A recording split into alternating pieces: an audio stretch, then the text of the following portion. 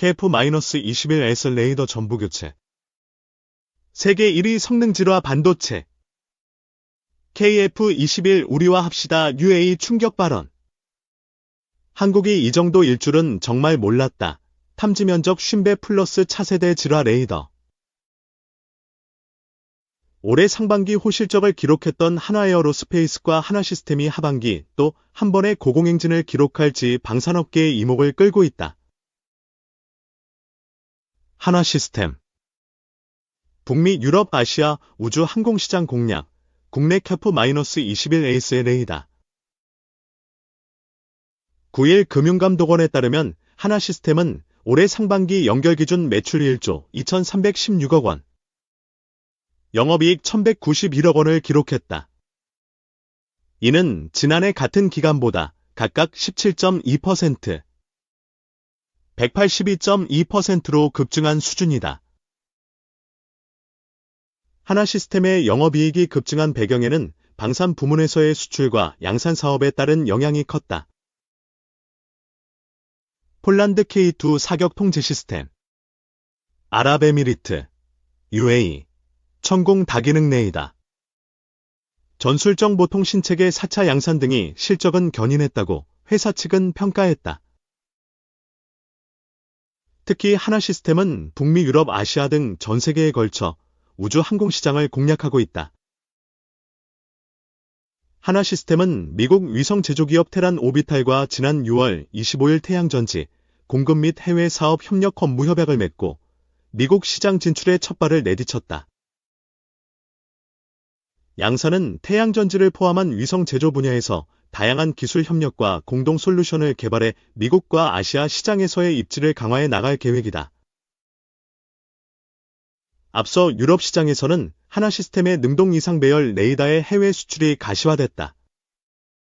유럽연합 대표 방산기업 레오나르도와의 협력이 본격화된 것이다.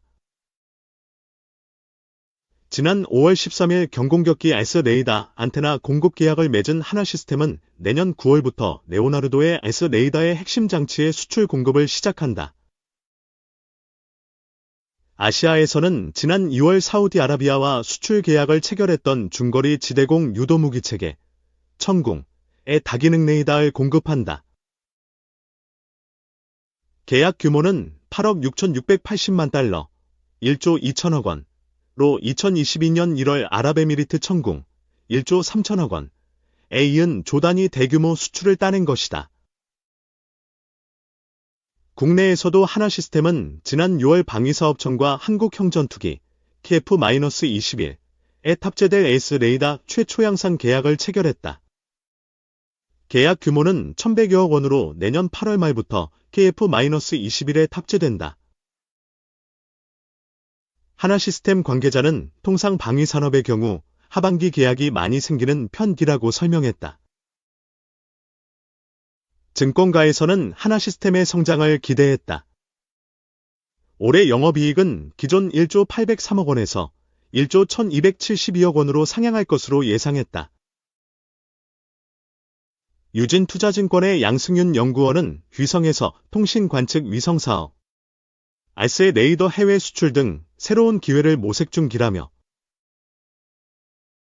하나시스템은 이미 폴란드 K-2 부품, UAE 사우디 천궁 MFR 레이더, 국내 KF-21S 레이더 등 7조 원가량의 수주 잔고를 확보하고 있어 실적 변동성이 낮고 전방위 체계 업체들의 성장 흐름에 동행할 건지라고 내다봤다. 하나에어로스페이스. 인적 분할 후 존속법인 자회사 하나시스템 하나오션.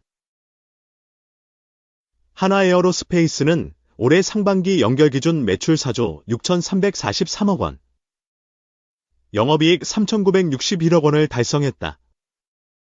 이는 지난해 같은 기간보다 17.4%, 31.7% 증가한 수준이다. 하나에어로스페이스는 하나시스템의 모회사로 지분 46.7%를 가진 최대 주주다. 지난 2일에는 존속법인 하나에어로스페이스와 신설법인 하나인더스트리얼 솔루션즈로 인적 분할했다. 하나에어로스페이스는 하나시스템과 하나오션을 하나인더스트리얼 솔루션즈는 하나비전과 하나정밀기계를 각각 자회사로 두고 있다. 존속법인인 하나에어로스페이스는 지상방산 사업 부문과 항공우주 사업 부문으로 크게 나뉜다. 지난 2분기 지상방산 부문이 매출은 1조 3,325억 원, 영업이익은 2,608억 원으로 영업이익률 19.6%를 기록했다.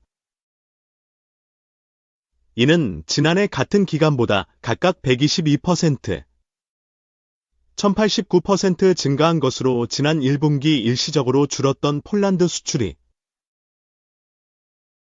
2분기 들어 자주포인 K9 육문과 다연장 로켓인 1018대가 공급되면서 해외 매출 또한 7,614억 원으로 지난해 같은 기간보다 5배 이상 늘었다. 항공우주 부문은 지난해 같은 기간보다 매출은 40% 늘어난 5,624억 원, 영업이익은 36% 증가한 75억 원으로 집계됐다. 영업이익률은 1.3%로 코로나 종식 이후 해외여행객의 지속적인 증가로 항공기 정비 수요가 늘면서 항공엔진 부품 판매도 증가한 영향이라는 게 회사 측의 설명이다. 하나에어로스페이스 관계자는 1분기는 수출인 도물량이 반영 안 된 부분이 있었지만 3에서 4분기에는 수출인 도물량이 반영될 것으로 보인다며 기존 수주 물량도 하반기에 집중돼 있고 추가 시장 발굴도 지속하고 있다고 말했다. 증권업계는 하나에어로스페이스가 방산 수요 증가와 공급 경쟁력 확보가 맞물려 실적 성장을 이룰 것으로 전망했다. 하나증권 위경제연구원은 수요 증가 과정에서 가격 경쟁력과 납기 경쟁력을 갖춘 국내 방산의 시장 점유율 상승은 당분간 지속될 것이라며 높은 수출 비중하에서 수주잔고를 지속 증가시켜온 하나에어로스페이스의 실적 성장 폭이 매우 가파를 것으로 판단했다. 키움증권 이한결 연구원도 하나시스템의 올해 전체 매출과 영업이익을 각각 2조 8,702억 원, 2,249억 원으로 추정했다. 김용현 국방장관 우크라이나에 참관단 안 보내면 직무유기. 파병하냐? 김용현 국방부 장관이 러시아와 전쟁 중인 우크라이나에 참관단이나 전황분석단을 보내지 않는 것은 직무유기라고 말했다. 미래 대비 차원의 소규모 병력 파견은 국회 동의가 필요한 파병과 다르다면서다. 김 장관은 30일 현지 시간 미국 버지니아주 주 알링턴 국방부 청사에서 로이드 오스틴 미국 국방장관과 제56차 연례 한미 안보협의회 SCM를 한 뒤 연 공동 기자회견과 이어 워싱턴 주미국 한국대사관으로 자리를 옮겨 가진 기자간담회를 통해 이렇게 밝혔다. 그는 기자회견에서 이라크전 등 각종 전쟁 때 참관단이나 전황분석단 등을 줄곧 보내왔다며 특히 우크라이나전의 경우 북한군이 참전하기 때문에 북한군 전투 동향 등을 잘 분석해 향후 우리 군의 유용한 정보로 활용할 수 있다고 설명했다. 자신이 언급한 참관단 등의 파견은 일반적 의미의 파병이 아니라는 게 김 장관 주장이다. 그는 특파원 간담회에서 파병은 전혀 고려치 않는다는 것을 분명히 말한다며 파병 외의 모니터링단, 참관단, 이나 전황분석단 등은 군이나 정부가 앞으로 미래에 있을 수 있는 어떤 비상 상황에 대비하기 위해 반드시 필요한 부분이라고 말했다. 또 우크라이나전의 경우 드론, 무인기, 전 등 새로운 전쟁 양상을 띠는 게 몇 가지 있는 데다 러시아 무기체계가 북한 무기체계와 연계성이 있는 만큼 이런 것을 분석하고 제대로 준비해야만 미래 상황에 대비할 수 있다며 국민 안전과 자유 대한민국을 지키는데 유용한 자료가 될 것이라고 부연했다. 김 장관은 모니터링단이나 전황분석단은 당연히 보내야 한다. 파병이 아니다. 김대중 노무현 대통령 때도 다 보냈다며 그런 것을 파병이라고 주장하면 잘못된 건지라고 거듭 강조했다. 모니터링단 등을 우크라이나에 파견하는 것도 국회 동의가 필요한 파병 아니냐는 지적에는 법에 보면 소규모 파병에 대해서는 장관이 알아서 판단하게 돼 있다면서도 관련 규정이 그렇다는 것이지 소규모 파병을 한다는 뜻은 아니다라고 말했다.